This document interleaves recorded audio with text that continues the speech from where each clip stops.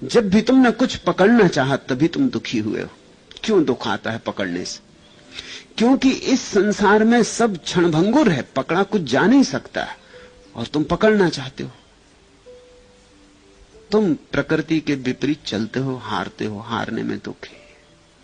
जिससे कोई आदमी नदी के धार के विपरीत तैरने लगे तो शायद दो हाथ तैर भी जाए, लेकिन कितना तैर सकेगा? थकेगा, टूटेगा। विपरीत धार में कितनी देर तैरेगा? धार इस तरफ जा रही, वो उल्टा जा रहा।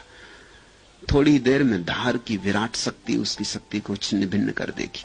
थकेगा, हारेगा, और जब थकेगा, हारेगा और पैर उखड़ने लगेंगे और नीचे की तरफ बहने लगेगा, तब विषाद घेरेगा कि हार गया, पराजित हो गया। जो चाहिए था नहीं पा सका, जो मिलना था नहीं मिल सका, तब चित्त में बड़ी ग्लानि होगी, आत्मघात के भाव उठेंगे, दुख गहन होगा। जो जानता है वो नदी की धार के साथ बहता है, वो कभी हारते नहीं, दुख हो क्यों। वो नदी की धार को शत्रु नहीं मानता, मैत्री साधता है। बुद्धत्व आता कैसे? बुद्धत्व आता है स्वभाव के साथ मैत्री साधने से। जैसा है, जैसा होता है, उससे विपरीत की आकांक्षा मत करना, अन्यथा दुख होगा। जान के हम विपरीत की आकांक्षा करते। तुम सोचते हो जो मुझे मिला, समझो कि तुम जवान हो, तो तुम सोचते हो सदा जवान रह जाऊं। तुम क्या कह रहे हो? थोड़ा आंख उठा कर देखो। ऐसा हो सकता होता तो सभी जवान रह गए होते। ऐसा हो सकता होता तो कौन बूढ़ा हुआ होता, जानकर, सोचकर, विचार कर, राजी होकर। हर जवान रुक जाना चाहता है कि बूढ़ा ना हो जाऊं, लेकिन हर एक को बूढ़ा होना पड़ेगा। धार बही जाती, ये पानी के बबूलों जैसा जीवन रोज बदलता जाता है, यहां कुछ भी स्थिर नहीं। तो जब बुढ़ापा आएगा और उसके पहले कदम तुम सुनोगे, दुख होगा कि हार गया। हारे इत्यादि कुछ भी नहीं, जीत की आकांक्षा के कारण हार का ख्याल पैदा हो रहा।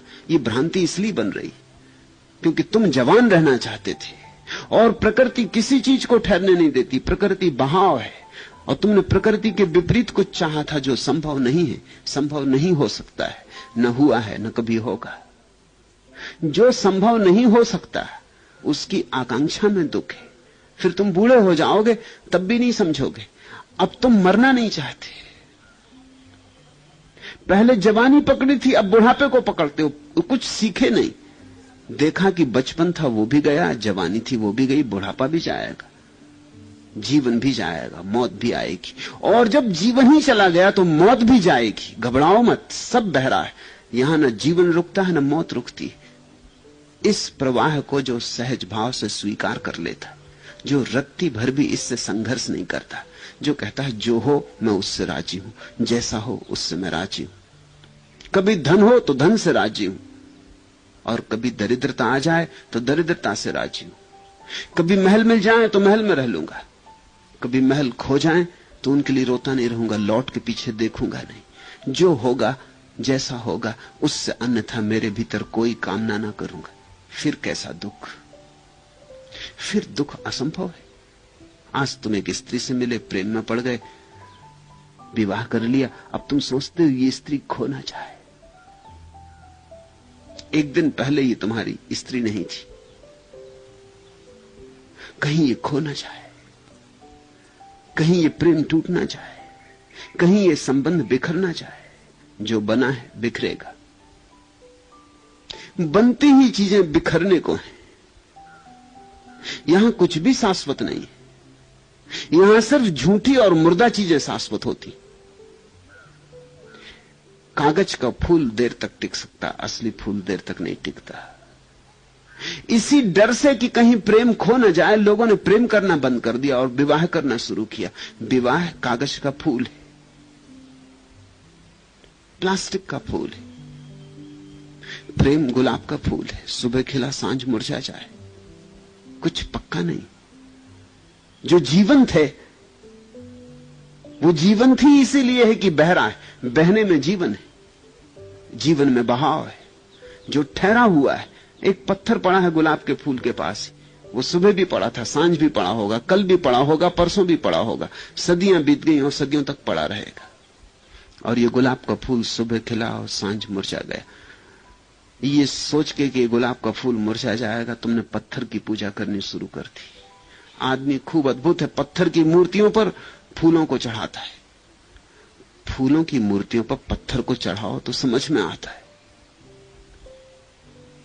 लेकिन पत्थर की मूर्ति में स्थिरता मालूम होती, स्थिरता मालूम होती। असली बुद्ध तो एक दिन थे फिर एक दिन नहीं हो गए, लेकिन नकली बुद्ध, वो जो पत्थर की मूर्ति है, उसे तुम सदा पकड़े बैठे रह सकते हो। आदमी इस भय से कि कहीं दुख न झेलना पड़े, धीरे धीरे जीवंत वस्तुओं से ही संबंध तोड़ लेता है, मुर्दा वस्तुओं से संबंध जोड़ लेता है। उससे भी दुख होगा, क्योंकि मुर्दा वस्तुओं से कहां सुख की संभावना। सुख का एक ही उपाय है, तरलता, तथाता। तुमने पूछा मोह क्या है? मोह है ठहरने की वृत्ति। जहां कुछ भी नहीं ठहरता वहां सब ठहरा हुआ रहे, ऐसी भावदशा, ऐसी भ्रांति।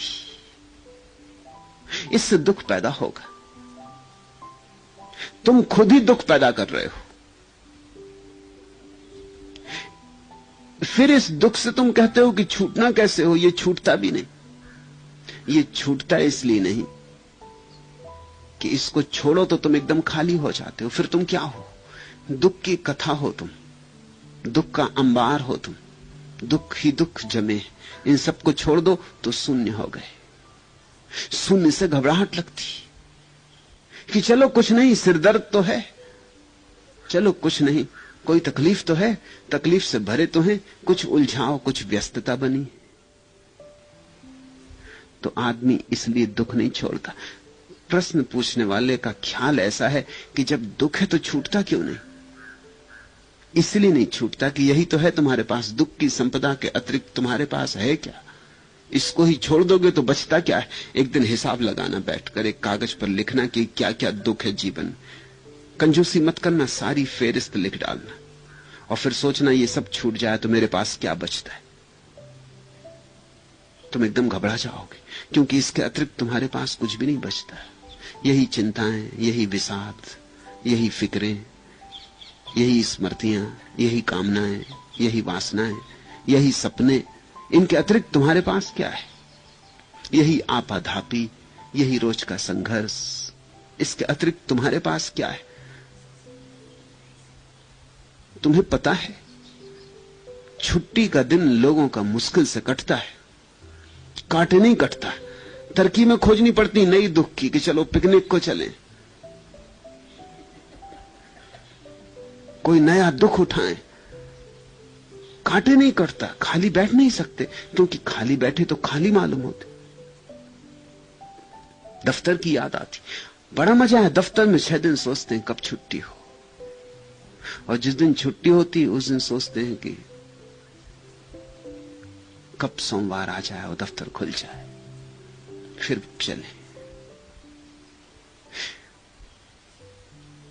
रविवार के दिन पश्चिम के मुल्कों में सर्वाधिक दुर्घटनाएं होती, क्योंकि रविवार के दिन सारे लोग खुले छूट गए, जैसे सब जंगली जानवर खुले छोड़ दिए।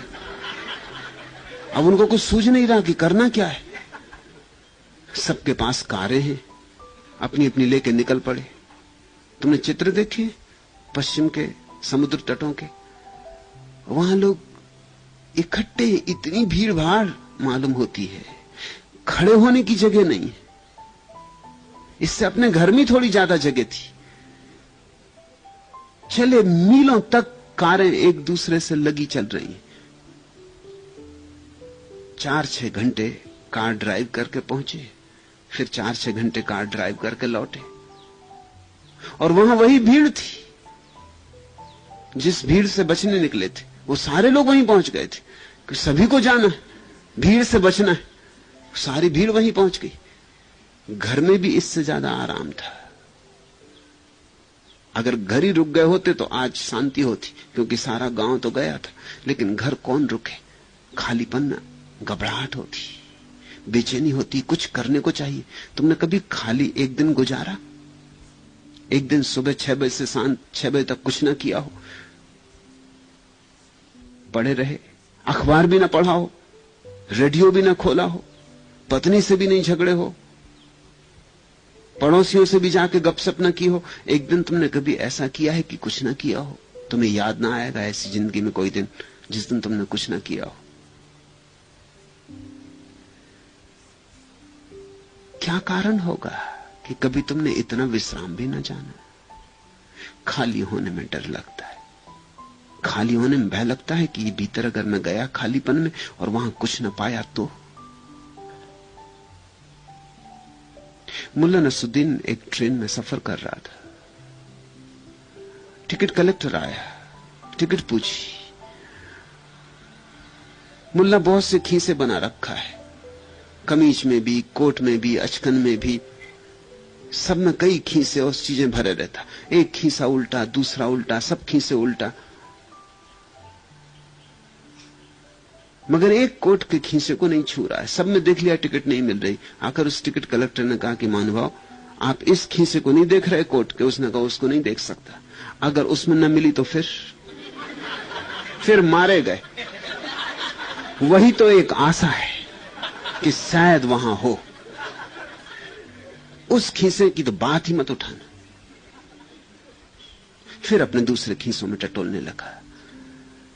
तुम बाहर टटोलते रहते हो क्योंकि तुम डरते हो अगर भीतर खोजा और वहां भी ना पाया, फिर क्या होगा? फिर गए काम से। इसलिए आदमी बाहर दौड़ता है, खूब दौड़ धूप करता है। मोह यानी बाहर बाहर बाहर, व्यस्तता अर्थात बाहर। अव्यस्त हुए, खाली हुए, विराम आया तो भीतर जाना पड़ेगा, और तो जाने कोई जगह नहीं बचती। बाहर से ऊर्जा उलझी थी, सुलझ गई तो कहां जाएगी? लौटेगी अपने घर पर। जैसे पंछी उड़ा उड़ा और थक गया तो लौट आता अपने नीड़ में, ऐसे ही तुम अगर बाहर कोई उलझन न पाओगे तो कहां जाओगे? लौट आओगे अपने नीड़ में। और डर लगता है कि वहां अगर सन्नाटा हुआ, वहां अगर कोई ना मिला, अगर वहां कुछ भी ना हुआ। सुनते हैं कि वहां परमात्मा का वास है, जरूर होगा, मानते हैं कि होगा, मगर देखते नहीं।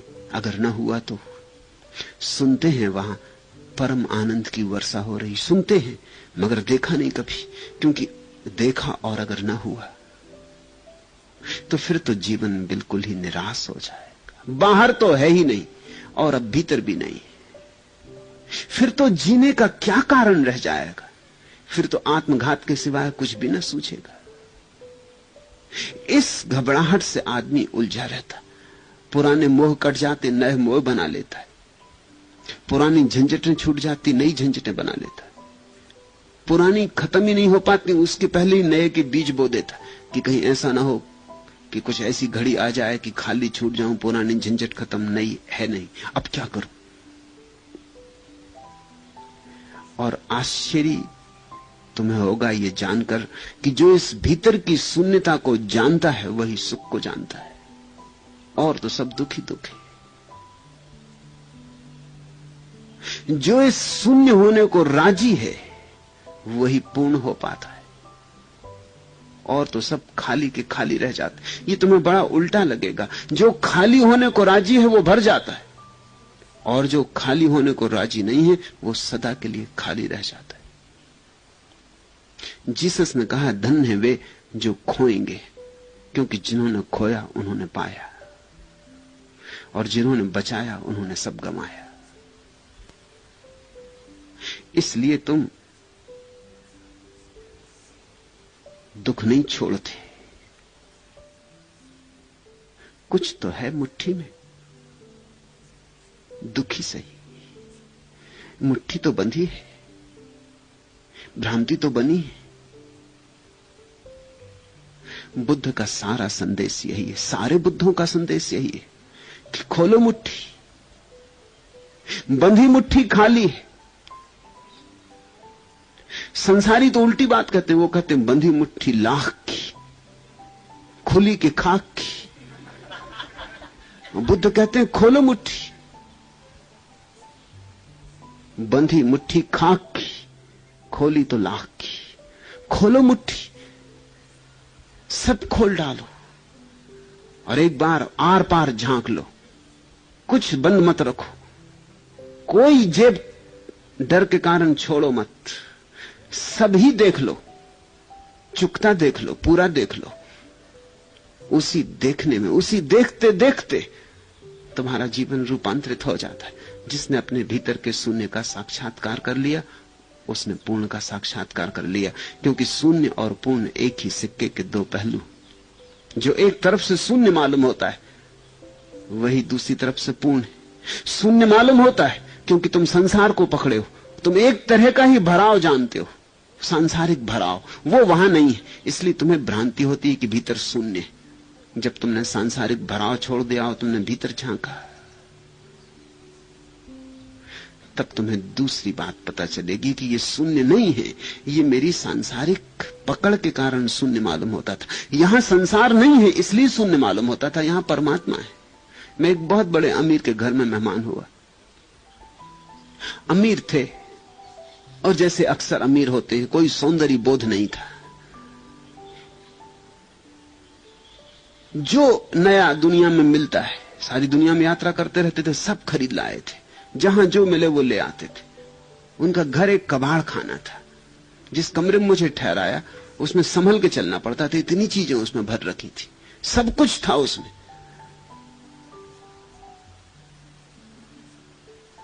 मैंने उनसे कहा कि मुझे यहां 7 दिन रुकना होगा, आप मुझ पे अगर थोड़ी कृपा करें तो ये सब चीजें यहां से हटा लें। वो बोले लेकिन कमरा खाली हो जाएगा। मैंने उनसे कहा कमरा खाली नहीं हो जाएगा, कमरा कमरा हो जाएगा, अभी ये कमरा है ही नहीं।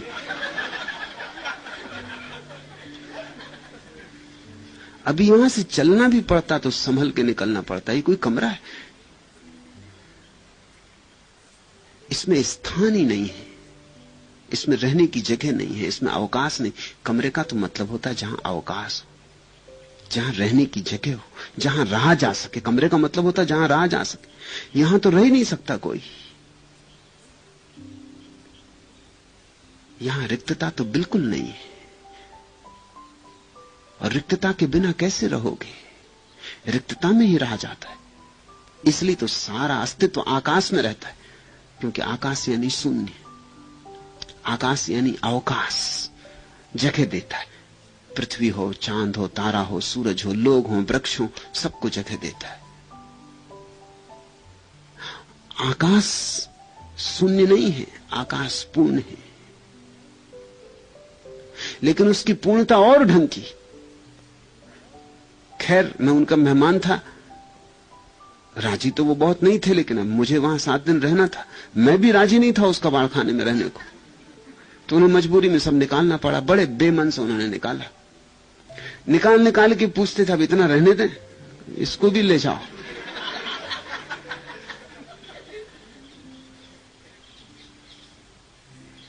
रेडियो रहने दें, टेलीविजन रहने दें, उनका सब तुम ले जाओ,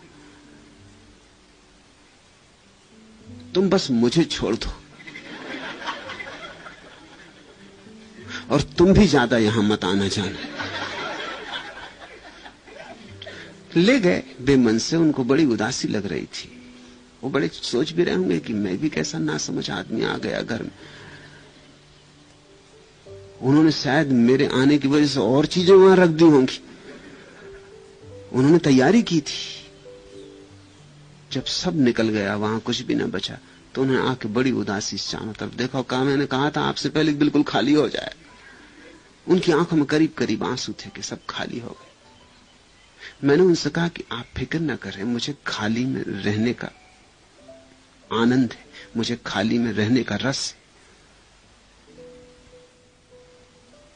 अब ये जगह बनी, अब ये कमरा भरा पूरा है, कमरेपन से, स्थान से भरा है, आकाश से भरा है। मगर ये और ढंग का भराव है। फर्नीचर से भरना एक भरना है, आकाश से भरना दूसरा भरना है। ठीक ऐसा ही तुम्हारे भीतर भी घटता है। कूड़ा करकट से भरे हो अपने को, छोड़ते भी नहीं, क्योंकि खाली ना हो जाओ। छोड़ोगे तभी तुम पहचानोगे कि तुम्हारे खाली करते करते ही जो उतर आता है आकाश तुम्हारे भीतर, वही तुम्हारी वास्तविकता है। उसे निर्वाण कहो, परमात्मा कहो, जो नाम देना हो वह नाम दो।